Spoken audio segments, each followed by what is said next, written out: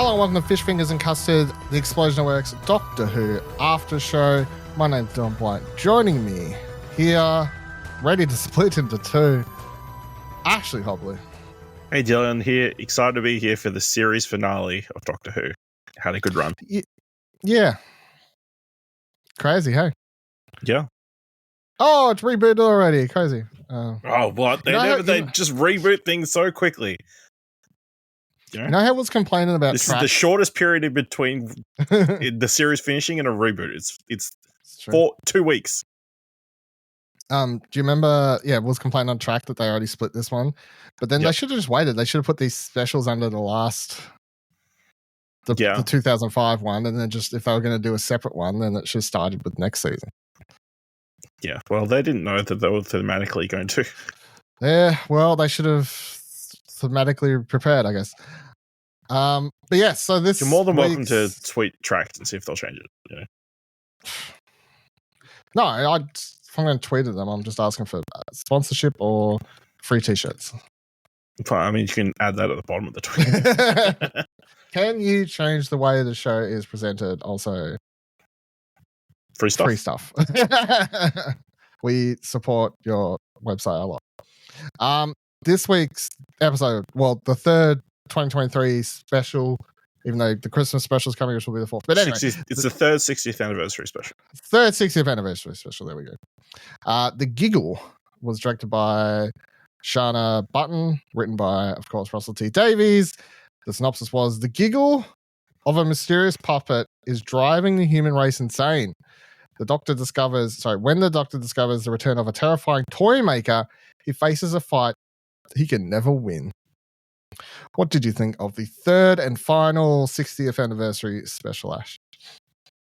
Yeah, it was really good. Obviously, you know, Neil Patrick Harris plays a good villain. Some wild ideas. Definitely a moment that I suspect will split like the audience as to whether they like it or not. And yeah, I thought it was a really good episode. And yeah, it definitely feels like a series finale or a finale. You know, it's a happy ending kind of for this version of the Doctor. Yeah, I mean, it's a wild ending. It's crazy. What I actually found so crazy about this episode is it nearly feels like it was written in response to the criticism of the last two episodes, and yet it wasn't. You know, like there's I just feel like some of the predictable nature of certain echoes of the internet weirdly played out the way we assumed they would, and Russell T. Davies knew that, and when he wrote an episode that was about how everyone thinks they're right on the internet, it turns out that those people had been yelling about things that they sort of make fun of in this episode, which is funny, so. Yeah, are we playing the Toymaker's game right now? I don't know. It's possible. How are we to tell? Yeah. I guess people aren't driving into their houses because they feel they can. That's the only difference. Yeah, I really, really love this episode. I thought it was a fantastic way to, oddly wrap up New Who in a way, I guess, and reboot it into new whatever we're calling it now. Doctor Who Plus. Doctor Who Plus, that's right. Reboot into Doctor Who Plus. Like everyone's going to be talking about that last 15 minutes, I guess, but even prior to that, I did find the Toymaker stuff really, really good, and especially the sequence in the 20s where the fucking puppets, that Donna Noble scene was actually going to scare some kids, I think. Either the real creepy ones coming out of the dark or her smashing the head of one against a wall. I don't know. Like, that's going to scar some child out there, I feel so. Yeah, you know. Rough year for dolls, you know. Or those type of dolls. They keep doing it to themselves. Get destroyed in Barbie. Get destroyed in this. Sure. Let me ask a question. Did you know who John Logie Baird was before we watched this? Nope. Okay, interesting.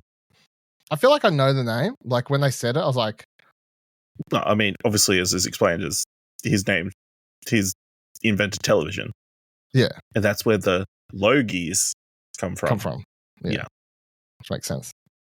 So I felt like as an Australian, that would be a reference that you got, but clearly not. No, yeah, I'd never. Fuck Australian television, right? I mean, no. Who cares about Australian television history? Why are they called the Logies? They don't matter. I mean, I don't really care about the Logies, but See? maybe they were good once upon a time. I don't know. Nowadays, When you had no other options, yeah, they were good. Yeah. What's the best episode of Insert Reality Show versus Insert Reality Show? Get the hell out of here. Probably the first one. Yeah, good. Yeah, so the Giggle, obviously Toymaker, a villain that I assume that neither of us were up to date with prior to this. From a storyline from the first Doctor's era. In fact, you can't even watch it all, even if you would like to. Apparently, it's half of it still in the lost archives of never to be foundness. But yeah, the adventure the Doctor had, the first Doctor had, Hartnell's Doctor, and then obviously beats him in that game, which they play around with that story in this. And but how he gets into the story, I quite liked how that played off last week's thing where the Doctor said about what was it? Doing a whatchamacallit? Doing a superstition at the edge of the universe. Yeah, superstition at the edge of the universe. And that's the cause of him being able to get into this universe. Reality is the expression. So I like this, you know. I don't understand why, but you know, it's a reason. You don't need to, but like it's sort of fun. Plays more into this oddly cosmic side of Doctor Who, I guess, with these eternal beings. But I think the interesting thing is even it doesn't need to be true to be like right, because at this point in the episode the Doctor's kind of blaming himself for everything. Yeah, he's like, that's where he's at in his billion-year life or whatever, you know. Yeah, he like feels very responsible for everything as recapped in this episode. Yeah, amazingly. I mean, when they get to the 1920s bit where they sit down the puppet show and it just goes through and it's like, then Amy Pond died. Well, no, she died of old age then. Well, that's okay then. Like, you know, yeah. It's like, I can't remember if they did next. Clara gets to live that last moment infinitely, which I don't know if he knew. I don't know, actually. From memory, like, he thought she went back to that moment, and then he and Clara and me decided to go off and have their own adventures. That's okay then. Yeah, and then Bell's died and become Cyberman, but her consciousness lives forever. Lives on. Well, that's okay then. I definitely feel like Neil Patrick Harris was inspired casting choice for this. I mean, so many accents and yeah. Well, there was I was trying to see if I could find an article from it, but I can't. Well, at least I couldn't find one. Maybe I'll look if you want. But on talking about how the accent and everything was done on purpose to play more into apparently the first, like the character being racist and the original Toymaker or whatever. Yeah, stuff like that. That Russell T Davies talked about in from the behind the scenes video or something like that. Mm-hmm. So I guess having him apparently said a bunch of racist stuff in the original storyline, and so he gave him the German accent and whatever else. Because that will fix it. To play into it. So I don't know. So that was all really, really good. Again, at the start, the part I was hinting at before that sort of made me laugh though is, so obviously they ride, the episode starts with them very cleverly playing around Bernard, not actually there anymore. No, there's just an old guy in a wheelchair who conveniently has his face covered by people in the foreground. Yeah. Works out well though. So they're like, take care of my dad, get rid of him, off we go. Would have been really interesting to see how he had played into this. I guess originally, if hung around. I guess maybe just stayed at unit the whole time. Had some lines and stuff there. So but when they get to unit, Kate Stewart, of course, Jemma Redgrave, which I saw someone point out has, I think, surpassed her father in appearance. In character father in appearances with, or the amount of doctors she's appeared with now, or something like that. So that's quite Was interesting. she ever in Tennant's run? Or was she a... Yeah, I'm pretty sure she's appeared with every Doctor. Or no, maybe not in the run, but at least a story with every Doctor, like the crossovers and stuff. That's when it gets. She would have been in the Power of the Doctor 50th, or whatever. Yeah, the Power of the Doctor. Yeah, so I think she's appeared with every Doctor at least on screen. More Doctors now than her in Universe father, I think is what I heard. But yeah, the part where she takes, they go this whole, the Giggle, this tying it into this thing that's been behind screens forever, et cetera, which I thought was a cool little explanation of how this thing's spreading across all these screens and stuff like that, which I thought was cool. But then the part where Kate takes off her bracelet or whatever they called it, that's stopping this thing from infecting her, and straight away she just starts going off about like, you're a fucking alien, and I've seen you walk. I was like, how did he know the internet would be screaming that after the first episode? Yeah. It is so funny. Oh, I couldn't believe it. I was like, that is so good. Like, the fact that was a line. I mean, yeah, really, I feel like, so the dead naming in the first episode, like this and whatever, I know there's like, dead namings can be like a controversial thing and whatnot, but I definitely feel like this over 3 specials have definitely like tackled a few different issues. I don't know, like things how they play out in real life, especially for a family friendly show, I guess, like ableism and dead naming and whatever else. So but yeah, when she just screamed that, I lost my shit. It's like, fucking hell, crazy. Yeah, so then they go 1920s. We get the whole sequence. I definitely really love that sequence. So the hallways and everything like that was great, but also just David Tennant with this Doctor completely ignoring Donna when she was attempting to have a conversation outside the building about what's bothering him and all that sort of stuff. So that was quite good. Go in, do the thing, meet Neil Patrick Harris, tries to dodge him a bunch of times, throws a bunch of balls. Oh, I remember you from trying to dance with me earlier in the year. Yeah. Also, may remember you from 100 years ago. From How Much Mother. Yeah. Well, yeah. I don't know. Is how I Met Your Mother in canon for Doctor Who? I don't know. I don't know, maybe. They go for all that thing. Yeah, and that was very creepy with the dolls and everything. I really liked the way that was put together. Loses the game that they have afterwards. Yeah. I don't think he cheated. I do believe that's 100. I don't think he cheats. Like, I do think. No, I think it's I think it's like built in. Yeah, it was just bad luck. 8 is not a great pull. It's not terrible. I mean, it's in the middle. Yeah. But so from there you had like a 50-50 chance. So I definitely didn't take it as he cheated. The Doctor just knew what to say if he lost, which is, they're 1-1. So good bit. Go back to 2023. Get one of the most insane dance sequences of the year, possibly. Yeah. As someone pointed out on Twitter, you saw old Chibnall with his Rasputin dance. It's like, let me hold my glass.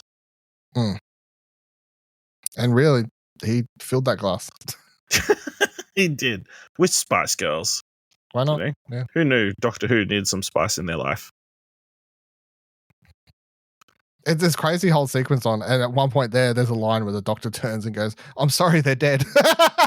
like, oh, there's people dying. It's fine. They turned into little bubbles and they're dead now. But anyway, Spice Girls is playing, everyone. Let's keep dancing. Have a great time. Yeah, really, really like that. Just such a wild character. I feel Neil Patrick Harris having a great time with it, and then jumps on the ray gun, giant laser thing that they established to blow up another satellite, which they assumed would fix. They assumed was the problem because it's satellites that's the issue. I don't know if we addressed it, but the idea of the Giggle being the cause of everything and like it being implanted there from the beginning of television in every screen is a cool idea. And even just the them realizing what that sound was, I thought was a really cool sequence. Even though it's not an actual, it's not like something we would remember. It's like, but in universe it is. I mean, it's almost like the what are they called that you forget when you don't see them? Silence? Yeah, the silence. The Giggle is kind of like them when they wanted to go to the moon. They had that message, whatever. So yeah. I mean, we only started this podcast a couple of years ago, obviously, but I'll tell you what, the year of the silence storyline, I was down the tinfoil. I was down the tinfoil rabbit hole about trying to figure that one out. I tell you, devouring the Reddit theories. Yeah, so he jumps on the thing. I really like this part where they don't like. I like that they didn't play around too much. You know, he fucks around for a little bit, but eventually he's just like, I played my game versus one doctor, and the second one versus another doctor. I just want to verse the third doctor now. Bang, you know, like it was no. Yeah, I loved that he apparently threw the people off their Avengers Tower, and then you heard the thud at the end. Did you miss that? With the thud at the end. Yeah, you could hear that, even though in theory you would not be able to hear the thud when they hit the ground. But yeah, he goes, they're falling. And then you can hear it. Yeah. But yeah, they moved into the Avengers Tower. Or they moved the Avengers Tower to London. Yeah, to unit, yeah. That's, Disney knockoffs. It's true. But yeah, they just murdered the Doctor, like, out of nowhere, kind of. I think it's the most out of nowhere death that I've seen of the Doctor, which is kind of cool. Yeah, and I guess it's because they knew that everyone would know it was coming, and B, because of what they do with it. Plan to do, yeah. So let's get into that, which, as I'm saying, most people are going to be talking about this last... Yes, it's a beautiful moment. Or is it longer? Or? Probably. But yeah, I will say, going into the final moments we all think is going to end, beautiful moment, because obviously everybody remembers David Tennant's last regeneration. I don't want to go, yeah. I don't want to go. He's like, I'll on see, Mm-hmm. And then nothing happens. Mm-hmm. They're like, what the fuck? Yeah. And then he's like, pull my finger. Yeah, pretty much. He's like, that feels different. Can you just like tug on my arms? And out comes a shooty got one. Can you pull my arms? And then a black man came out. How do you feel about the Catherine Tate line? What, I've about them coming in varying colours? Yeah, I've seen that being discussed. It was a bit weird, I thought. I don't think there's like... It wasn't really a necessary line. I don't feel like, it's not worth getting the pitchforks about, but also I'm like, that was a weird line. So how come Shooty Gotwa? We have two doctors now. Straight away, I'm like, is the other one just going to like die? It's like a temporary thing? Expire soon or whatever. Like, I kept waiting. On every scene though, like all the way up until the credits, I kept being like, is there a twist? Like, no, it's just... I mean, the twist is there's going to be two doctors, technically. Yeah. It's two doctors. Just one's retired. Yeah. So what? So yeah. Well, hold on. We'll get back to that because I do think the way they have this play out, I think it's such a great sequence of the way it's like, okay, well, this guy's really hard to beat at stuff, but two doctors is better than one. And quite often when they do the crossover stories, they always do major villains, or they get, the Daleks and the Cybermen, and everyone to team up, because it's like you need a really big threat for like multiple doctors, because multiple doctors is super hard to beat. But now you got two doctors, one with pants, one with not, one with socks, one with not. So yeah, it's interesting because they kind of split the outfit. Yeah. So you assume David Tennant's version is free balling it this entire time. Yep. Because he was wearing the underwear. But they both got shirts? No, it was an undershirt, right? I guess. That's how I took it. Yeah.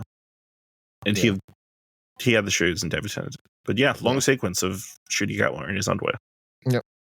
Catching balls. Yeah. The fate of Doctor Who comes down to... simple game of catch. Catch. Sometimes it's the simple things in life, Mm. Yeah, so they play catch, and really great sequence. Beats the Toymaker, who folds into a little nothing box.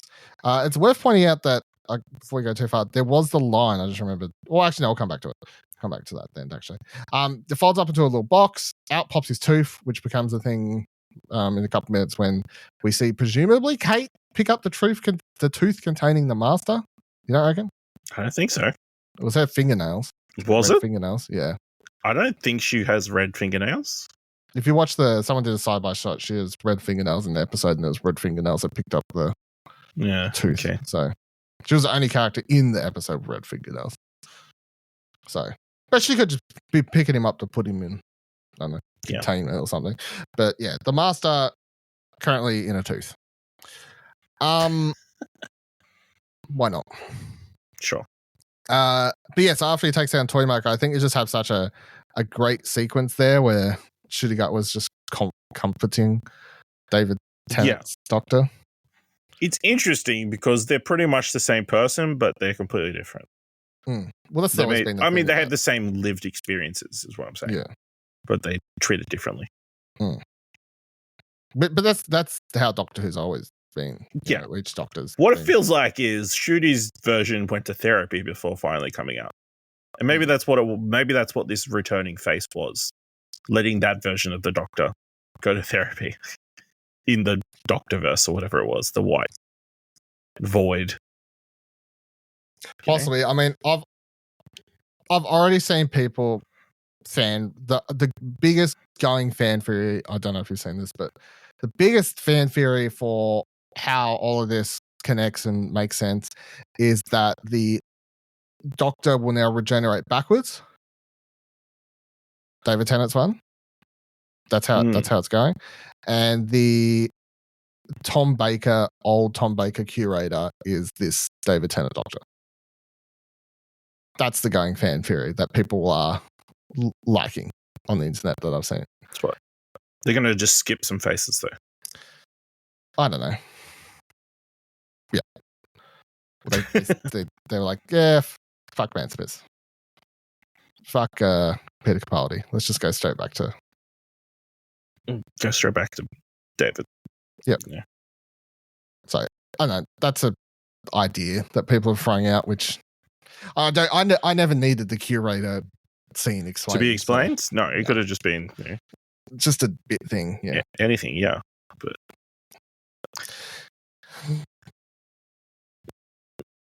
But people need explanations for everything. People do need explanations for everything. And I don't think it's exactly clear why David Tennant came back. Other, it's not specifically stated other than, oh, you were so stressed. That's why you regenerated back into yourself. As if all the other Doctors who regenerated weren't stressed as well. Yeah. I think the thing is, in canon, they're never going to explain it in the show, and it doesn't matter. No. It really doesn't matter. I think within the side of Russell T Davies returning to the show, it is very much him going, well, I'm just going to return to where I was up to with the show, with that Doctor, that companion, give them a happy ending, and then reboot.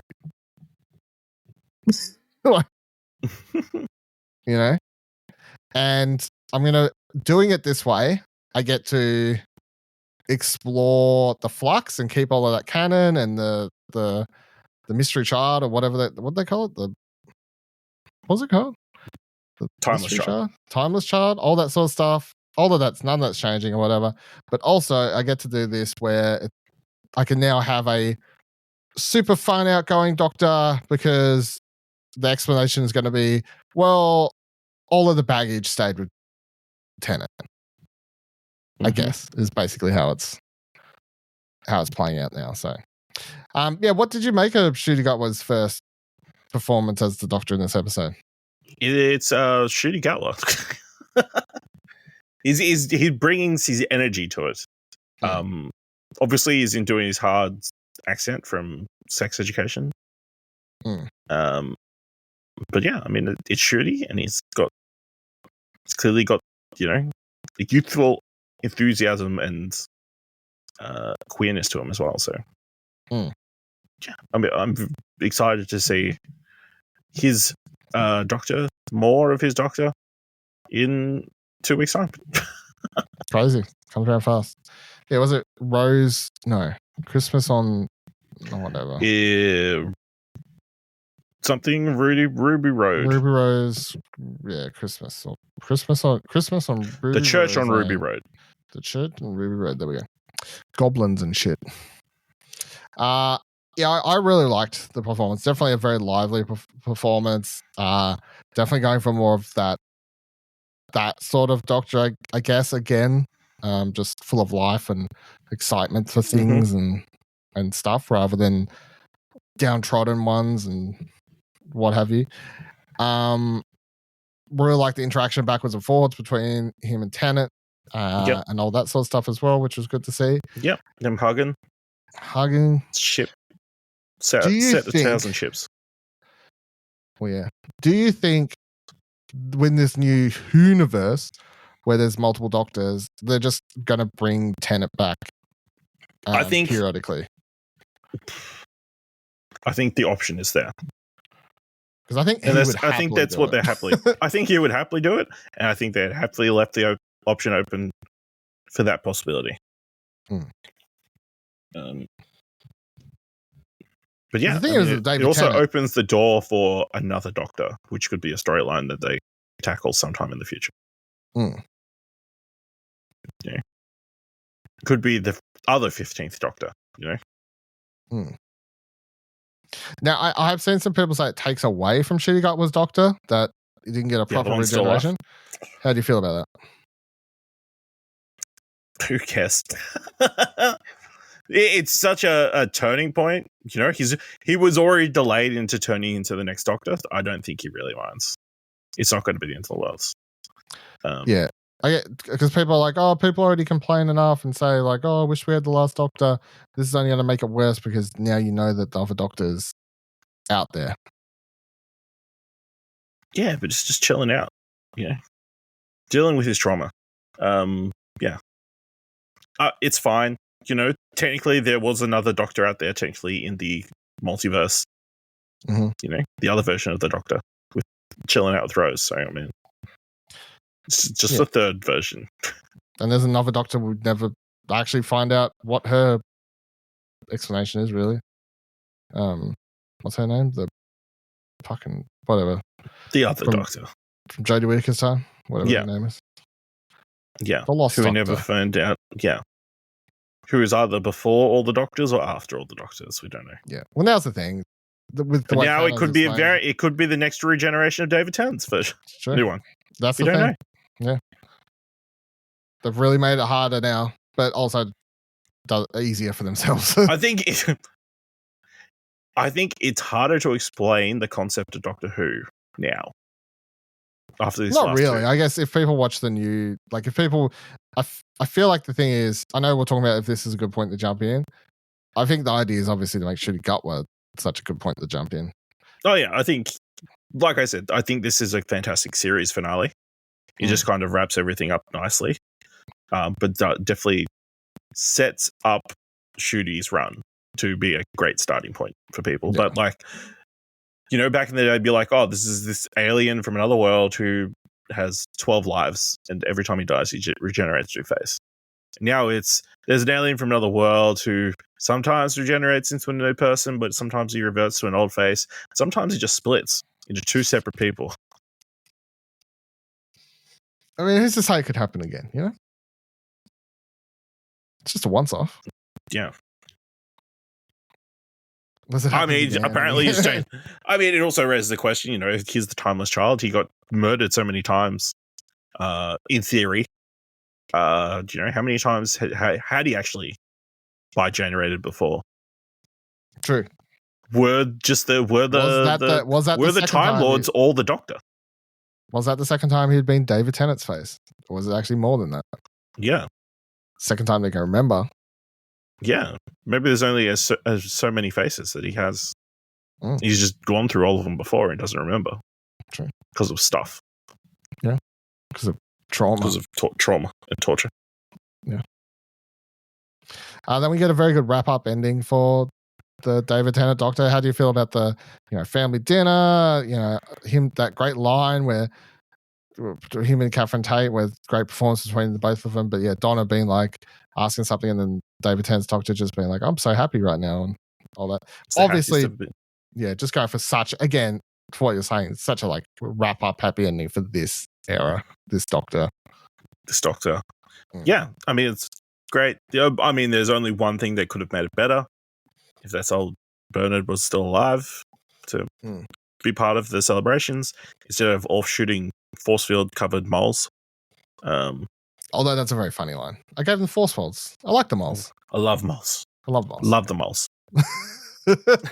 He keeps saying he loves everything in this episode. He's a happy guy now. And he's making jokes about taking Rose on trips to places. And But the thing, it's so funny because, and I don't, like, I'm super excited for Shooty Gatwa, but I fucking like, if they were like, hey, every now and then we're just going to do like a special that's on this Doctor, and it's like an adventure with Rose or some shit randomly, I'd be like, cool, I'm in. Yeah, I'm sure that'll be explored in other mediums at the very least. Also, did you know who Mel was before? Well, not until the last special where I googled her, because she was in that one. The one Jodie Whittaker, the what's-my-call special. Fuck, I just said it. The Flux special and shit. Okay. Yeah, so remember how was it the Flux special? Whatever. Remember those 3 companions that came back? Or 2 companions? I didn't think it was her, though. It was her and someone else. Because it didn't seem like he... Oh, no, she offered her a job. Yeah, maybe it was. No, he was saying it that way because it was the first time that face had seen her face. That whole thing. So, and they never got a chance to catch up last time. Yeah, I guess they do now.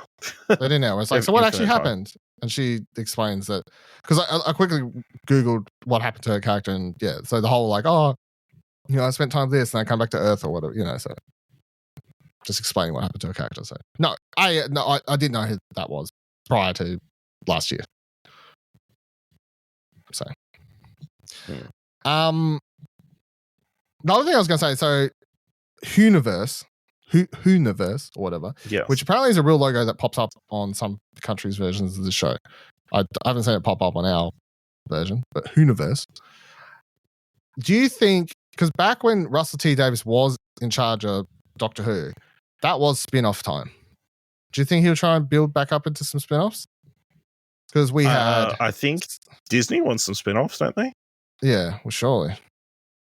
Because we had Torchwood. We had Sarah Jane Adventures. We had some of a kid show, I can't remember. We had... Class, right? Class, that's it.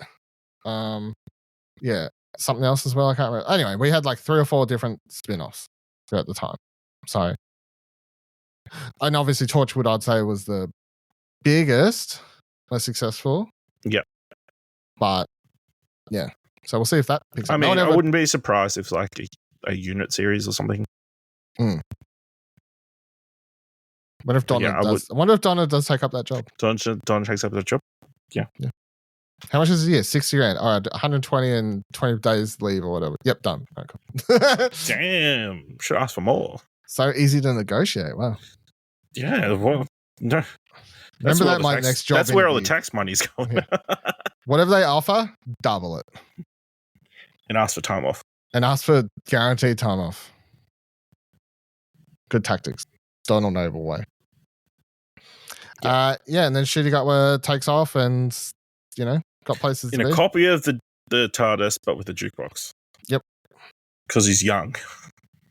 But old. Yeah. It's funny. Well, yeah. It's this whole thing is like, we are older. I'm like, well, are you older? Like, I mean, technically you're the exact same age. It's almost like you're either the exact same age, or you're going from the time you've been active, at which point, no, he's younger. Unless you're assuming that Shooty remembers all the things you've experienced, is still experiencing all the things that you're experiencing while you're not dead. Yeah. That would be the only way to rationalize it, I guess. Yeah. So I'm going to say no. Like, I feel like it should have been like he's younger. It's like a preemptive regeneration. So while David Tennant leaves his retirement, Shooter's already experienced all that. Potentially. Jesus Christ. Anything else? That's why he's so... No, I think it was a really good episode.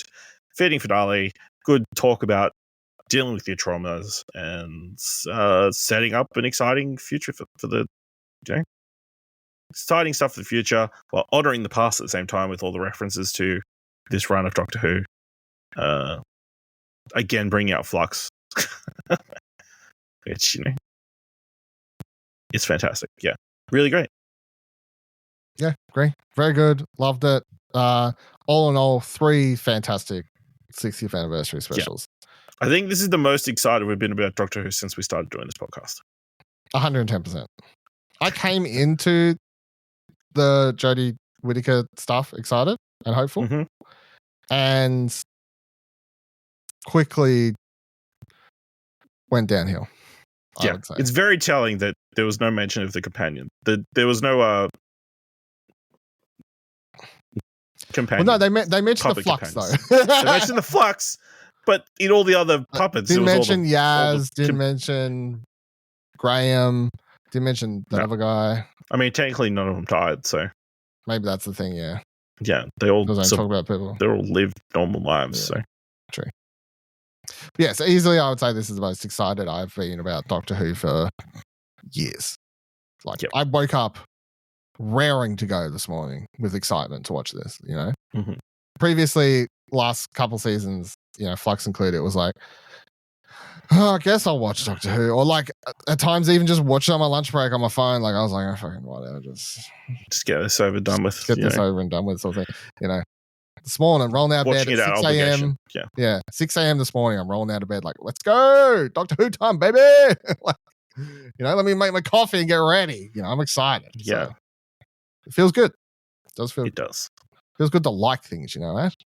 Yeah, crazy. What a concept. What a concept. So. Very good. We will be back to talk about more Doctor Who Plus in just a couple weeks' time when the Christmas special airs. It's Christmas Day, or it's Boxing Day here. Well, it's Boxing Day for us, Yeah, it'll be early Boxing Day, 6 a.m. or whatever. I presume same sort of time or something like that. Same sort of time, like early in the morning. Same sort of time. Yeah. So I'll probably watch it then before heading off to work. Woo! Oh, Boxing Day, yay, sales. Woo. And then I presume following the special, we'll probably get a better idea of when the actual series is going to drop, like a date or month or something would be good. Or maybe something like that. I'll say also I started, for people who have been listening to this, so want another Doctor Who podcast to listen to, the official Doctor Who podcast one I've been doing is quite good. So where all that it's hosted by 2 people and then Russell T Davies talking on that about half an hour, 20 minutes each episode, just on it. So that's good. I like when shows do after show podcast discussion stuff. Yeah, especially if I'm interested in hearing about the people behind it talking about stuff. Yeah, because it's not like David Tennant or anything. It's just Russell T Davies being asked about it and talking about it. So the person who actually knows all the answers. Yeah, so it's good. Hopefully they continue that through the whole next season. I'm hoping. Not just because it was these specials. So, cool. That'll do it for this week's episode of Fish Fingers and Custard. Again, see you in a couple weeks. Check out explosionetwork.com for more podcasts, news, reviews, articles, all the fun stuff. And Alan Z for the last time, I guess. Yeah.